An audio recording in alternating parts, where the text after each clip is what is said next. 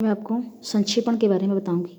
संक्षेपण भाषा का वह सुगठित सारवान एवं बोधगम्य स्वरूप जो विस्तृत उदाहरणों, प्रसंगों एवं अनर्गल शब्द योजनाओं को नकारते हुए श्रोता या पाठक को शीघ्र ही मूल भाव को ग्रहण करने में समर्थ होता है। अर्थात विवरण, वक्तव्य, पत्र व्यवहार, आलेख, आदेश, निर्देश आदि गद्यांश के ऐसे सुगठित और सार रूप संयोजन को संक्षेपण कहते हैं, जिसमें असंबद्ध, अप्रासंगिक और अपेक्षाकृत कम महत्वपूर्ण बातों का त्याग कर सभी अनिवार्य तथा मूल तथ्यों को संकलित किया जाता है। अंग्रेजी में इसे प्रेसी कहते हैं, जो एक फ्रांसीसी शब्द है।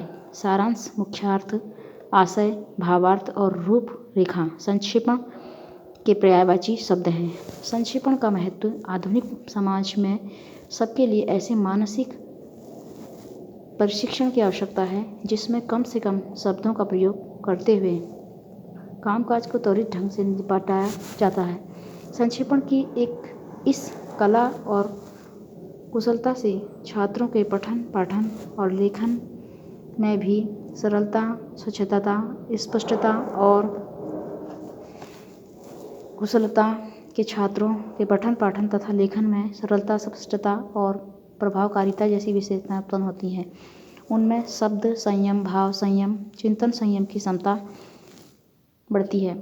निष्कर्ष हम कह सकते हैं कि संक्षेपण में दक्षता की बदौलत हमारी श्रम और समय की बचत होती है और मूल संदर्भ में बिखरे तथ्यों के काम की बातें निकालने की कला आती है और कम से कम शब्दों में अधिक से अधिक विचारों को अभिव्यक्ति संभव होती है। चिंतन और एकाग्रता, दृष्टि को वेधकता और अभिव्यक्ति की यथार्थपरकता उसके सुफल हैं। किसी भी विषय के संतुलित प्रश्नोत्तर में तो यह उपयोगी है ही, विभिन्न सरकारी और गैर सरकारी सेवाओं में उसकी दक्षता अपेक्षित है।